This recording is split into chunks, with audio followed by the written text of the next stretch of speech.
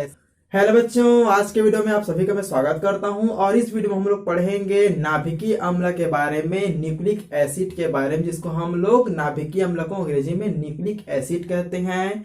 ठीक है, आपने इस वीडियो से पहले अनुवांशिकता शब्द सुने हो। ठीक है, अनुवांशिकता जानते हो, जिसमें क्या होता है, माता पिता के जो लक्षण होते हैं, माता पिता के जो गुण होते हैं, जो नेचर होते हैं, उसके बच्चों में, उसके संतति में ट्रांसफर होते हैं। ठीक है, तो जो ट्रांसफर करने वाली जो पदार्थ है, जो रासायनिक है पदार्थ है, केमिकल है, जैव अणु हम लोग पढ़ रहे हैं, तो ये नाभिकीय अम्ल एक प्रकार का बायोमोलिक्यूल होता है, जो पीढ़ी दर पीढ़ी क्या होते हैं, जो माता पिता के जो गुण होते हैं उनको एक पीढ़ी से दूसरी पीढ़ी में ट्रांसफर करता है। ठीक है, तो उसके बारे में हम लोग यहाँ पर डिटेल में अध्ययन करेंगे। यहाँ पर मैं सबसे पहले समझाऊंगा कि नाभिकीय अम्ल किसे कहते हैं, नाभिकीय अम्ल कहाँ पाए जाते हैं, नाभिकीय अम्ल का फॉर्मेशन किस प्रकार होता है, इसमें कौन कौन से रासायनिक पदार्थ होते हैं और आगे चल के ये क्या क्या और निर्माण करते हैं। तो चलो स्टार्ट करते हैं नाभिकीय अम्ल के बारे में। जो हम लोग नाभिक अम्ल बोल सकते हैं, नाभिकीय अम्ल बोल सकते हैं, न्यूक्लिक एसिड, न्यूक्लिक मतलब न्यूक्लियस से लिया गया है। ठीक है, तो देखो यहाँ पर नाभिकीय अम्ल का जो खोज करने वाले वैज्ञानिक थे वो थे आपका फ्रेडरिक मिसर। कौन थे आपका? फ्रेडरिक मिसर। सर 1871 में इन्होंने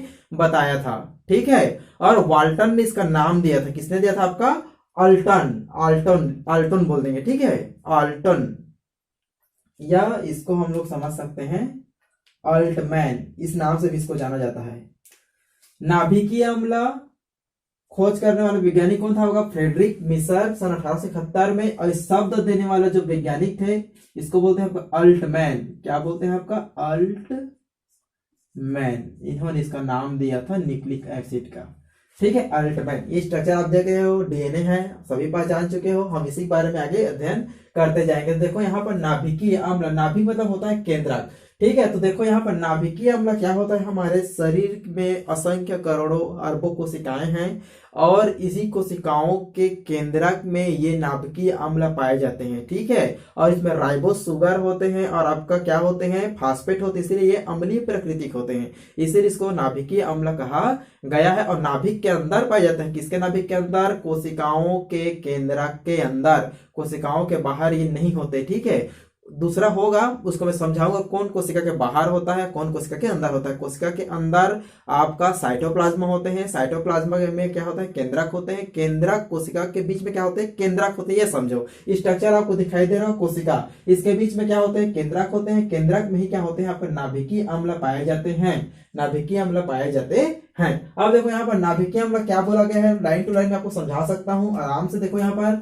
नाभिकीय अम्ल के कोशिका के केंद्रक में उपस्थित होता है। जैसे आपने स्क्रीन में भी देखा कि किस प्रकार कोशिका आपको दिखाई दे रहा था, उसी के केंद्रक में नाभिकीय अम्ल पाए जाते हैं। और नाभिकीय अम्ल एक महत्वपूर्ण जैव रासायनिक पदार्थ होता है, क्योंकि हम लोग पढ़ रहे हैं जैव अणु बायोमोलिक्यूल। ठीक है, अब देखो यहाँ पर नाभिकीय अम्ल न्यूक्लियोटाइड्स के बहुलक होते हैं। यहाँ पर एक चीज और समझना है आपको, नाभिकीय अम्ल क्या होते हैं, न्यूक्लियोटाइड्स के बहुलक होते हैं। आप न्यूक्लियोटाइड किसको बोलते हैं?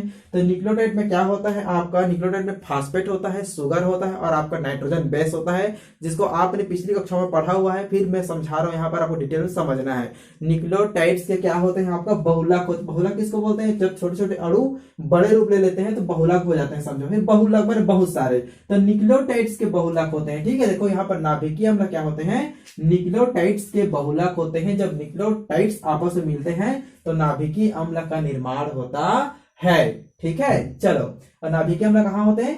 कोशिका के केंद्रक में होते हैं। दो चीज आपको समझ में आ चुका है। तीसरा देखो, यह जीवों के अनुवांशिक गुणों का धारण करते हैं। यह जीवों के अनुवांशिक गुण, अनुवांशिक गुण किसको बोलते हैं? माता पिता के जो लक्षण होते हैं, रंग, रूप, आकार, ऊंचाई, लंबाई, बौना, छोटा, काला, गोरा, सफेद नहीं होता है। ठीक है, सफेद होते हैं विदेशों में।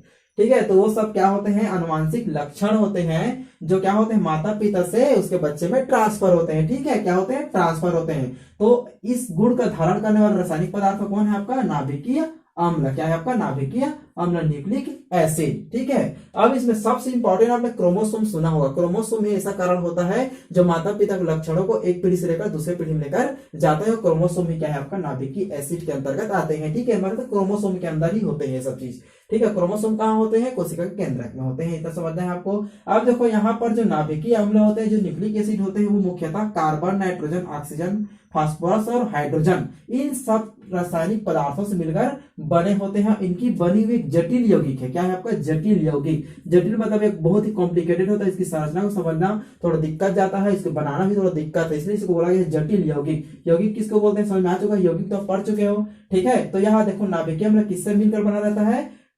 पहले तो ये न्यूक्लियोटाइड के बहुलक होते हैं, ठीक है। न्यूक्लियोटाइड के अंतर्गत कार्बन, नाइट्रोजन, ऑक्सीजन, फास्फोरस और आपका ये क्या है आपका? हाइड्रोजन। इतना याद रखना, ठीक है। अब देखो यहाँ पर क्रोमोसोम अर्थात क्या बोलते हैं इसको? गुणसूत्र सुने हो? गुणसूत्र को अंग्रेजी में बोलते हैं क्रोमोसोम। तो क्रोमोसोम का मुख्य रासायनिक घटक नाभिकीय अम्ल व प्रोटीन होता है। देखो क्रोमोसोम कहाँ होते हैं? कोशिका के केंद्रक में होते हैं, कोशिका के केंद्रक में होते हैं। कोशिका केंद्रक में क्या होते हैं आपका? नाभिकीय अम्ल और प्रोटीन। नाभिकीय अम्ल और प्रोटीन के बारे में आपने पढ़ा है। यदि आपने प्रोटीन के बारे में नहीं पढ़ा है तो डिस्क्रिप्शन में जाओ, नीचे में दिया गया है, प्रोटीन के बारे में अध्ययन करो, वहां प्रोटीन के बारे में बताया गया प्रोटीन किसे कहते हैं। तो देखो यहाँ पर नाभिकीय अम्ल और प्रोटीन जब आपस में मिलते हैं तो क्रोमोसोम का निर्माण होता है। और यही क्रोमोसोम क्या करता है? माता पिता क्रोमोसोम, इस क्रोमोसोम के अंदर डीएनए होते हैं, डीएनए आरएनए होते हैं, ठीक है। यही क्रोमोसोम क्या करते हैं? कोशिकाओं को डेवलप करते हैं, कोशिकाओं को विभाजन करते हैं और अपने गुणों को लेकर दूसरे कोशिकाओं में ट्रांसफर करते हैं। माता पिता के जो लक्षण होते हैं उसके बच्चों में क्या होते हैं? ट्रांसफर होते हैं, है ना। गोरा का गोरा, काला का काला, पीला नीला हरा नहीं होता है ना। Very good. लेकिन उसकी लंबाई, चौड़ाई, ऊंचाई, ये सब चीज माता पिता के गुणों से मिलता है। आवाज मिलता है, चेहरे मिलते हैं, ये सब मिलते हैं, ठीक है। तो उसका कारण क्या है आपका? नाभिकीय अम्ल। Very good. अभी तक आपको समझ में आ चुका है। ये सभी सजीव कोशिकाओं में पाए जाते हैं, इसको याद रखना है। ये सभी सजीव कोशिकाओं में पाए जाते हैं। प्लांट में भी होते हैं और आपका एनिमल में भी होते हैं, ठीक है। आपको इतना याद रखना है, सभी जीवित कोशिकाओं में डीएनए और आरएनए पाए जाते हैं। अब यहाँ पर देखो नाभिकीय अम्ल, अभी तक आप लोग समझ में आ चुका है। नाभिकीय अम्ल कोशिका केंद्रक में होते हैं, ये गुणों को निर्धारण करने वाले होते हैं। यह न्यूक्लियोटाइड के बहुलक होते हैं। न्यूक्लियोटाइड क्या है समझाऊंगा मैं थोड़ी देर में और डिटेल में। कार्बन, नाइट्रोजन, ऑक्सीजन, फास्फोरस और हाइड्रोजन के जटिल यौगिक होते हैं और ये रासायनिक घटक होते हैं। नाभिकीय अम्ल प्रोटीन से मिलकर बने होते हैं। क्रोमोसोम में क्या होते हैं आपका? जीवों का गुणों को ट्रांसफर करते हैं। सभी जीवित कोशिकाओं में पाए जाते हैं। मुख्यतः आपको याद रखना है कि नाभिकीय अम्ल किसे कहते हैं? नाभिकीय अम्ल एक प्रकार का जैव रासायनिक पदार्थ होता है, बायोमोलिक्यूल होता है, जो हर जीवित कोशिकाओं के केंद्रक में पाए जाते हैं, जो माता पिता के लक्षणों को एक पीढ़ी से लेकर दूसरे पीढ़ी पर जाते हैं, समझो, ठीक है। तो उसको बोलते हैं नाभिकीय अम्ल। अब देखो नाभिकीय अम्ल के प्रकार। नाभिकीय अम्ल दो प्रकार के होते हैं, है ना। न्यूक्लिक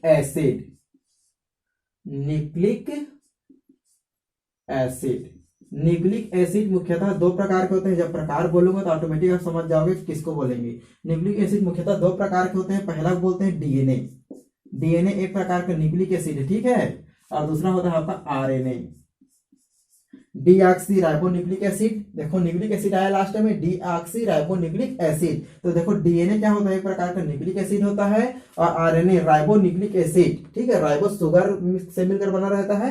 तो देखो यहाँ पर डीएनए और आरएनए को ही न्यूक्लिक एसिड या नाभिकीय अम्ल कहते हैं। अब क्लियर हो गया, समझ में आया? नाभिकीय अम्ल किसे कहते हैं? डीएनए और आरएनए को ही नाभिकीय अम्ल कहा जाता है। नाभिकीय अम्ल मुख्यतः दो प्रकार के होते हैं, डीएनए और आरएनए, ठीक है।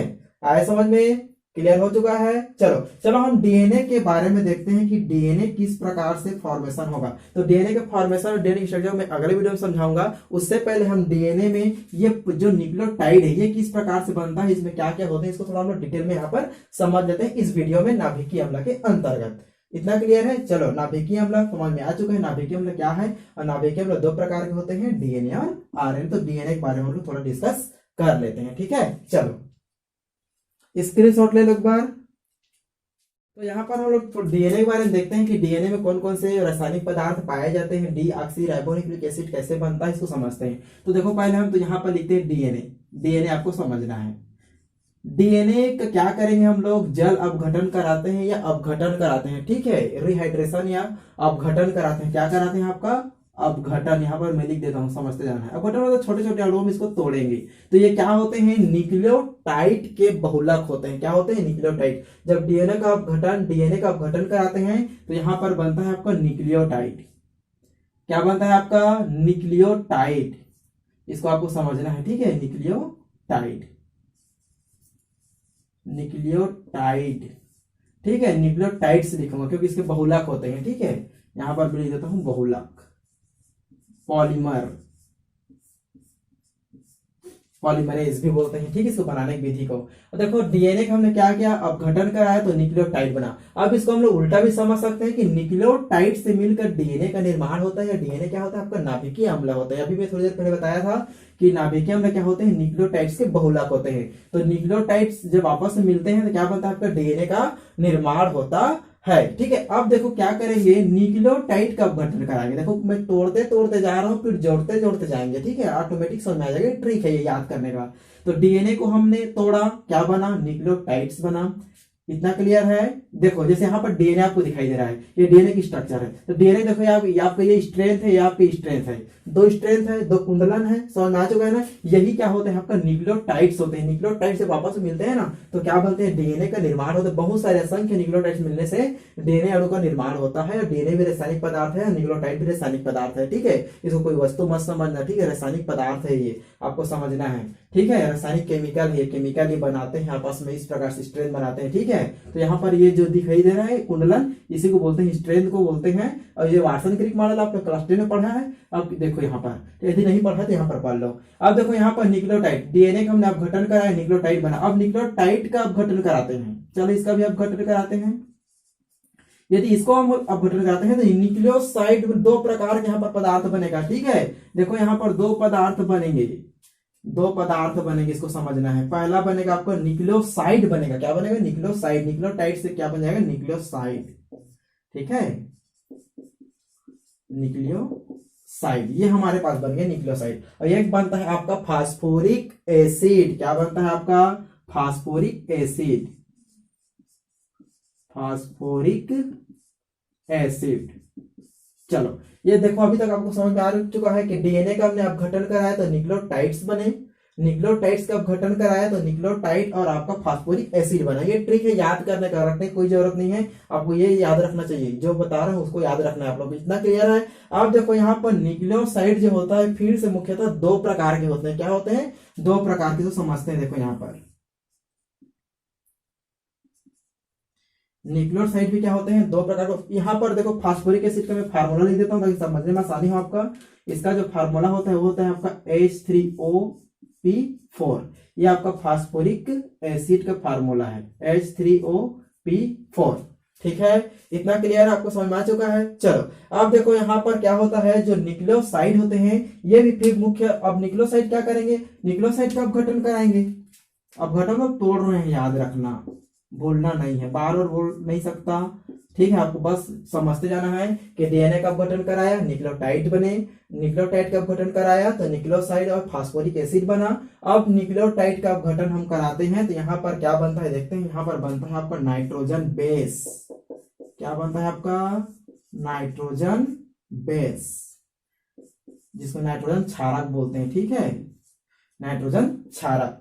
इतना क्लियर है। अब यहाँ पर बनता है शुगर, शुगर में शक्कर, याद रखना, शुगर, ठीक है। ये जो शुगर होता है ये कैसे होता है, 5 कार्बन वाला, क्या होता है आपका, 5 कार्बन वाला पेंटोज शुगर होता है। आपने शुगर की स्ट्रक्चर नहीं पढ़ा है तो डिस्क्रिप्शन बॉक्स में जाओ, वहां पर ग्लूकोज की स्ट्रक्चर पढ़ सकते हो, ठीक है। 6 कार्बन वाला था, ये 5 कार्बन वाला है, ठीक। इसमें एक ऑक्सीजन की कमी होती है, एक ऑक्सीजन की कमी होती है, इसीलिए इसको डीऑक्सी बोला जाता है। वरना डाई, कई स्कूलों में कई टीचर क्या बोलते हैं, डाईऑक्सी, लेकिन डाईऑक्सी नहीं है, डीऑक्सी है। डी मतलब होता है 5 कार्बन वाला, ठीक है, जिसमें एक ऑक्सीजन की कमी होती है। तो यहां पर इसको बोलते हैं डीऑक्सी, तो इसको बोलते हैं डी राइबोस, ठीक है। या इसको हम लोग बोल सकते हैं 5 कार्बन वाला को, शुगर को पेंटोज, 5 है तो यहाँ पर पेंटोज, इसको आपको याद रखना है, ठीक है। अब देखो यहाँ पर नाइट्रोजन बेस, न्यूक्लियोसाइड का हमने अपघटन कराया, दो चीज बना, नाइट्रोजन बेस बना और आपका शुगर बना। इतना क्लियर है। अब क्या करेंगे, नाइट्रोजन बेस का अपघटन कराते हैं। ये भी देखो यहाँ पर इसको कराते हैं तो ये क्या होते हैं, ये भी दो प्रकार के होते हैं। देखो बढ़ते जा रहे हैं, समझना है आपको। पहला होता है पेरिमिडीन, दूसरा होता है प्यूरिन, ठीक है। पहला क्या होता है आपका पेरिमिडीन,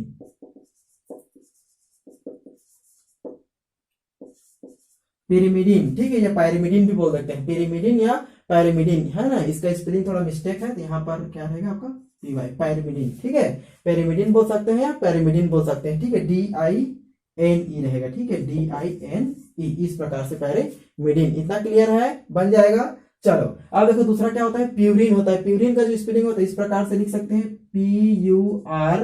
ठीक है, PUR और आपका रहेगा INE, इतना क्लियर है। चलो, तो नाइट्रोजन बेस को जब हमने अपघटन कराया,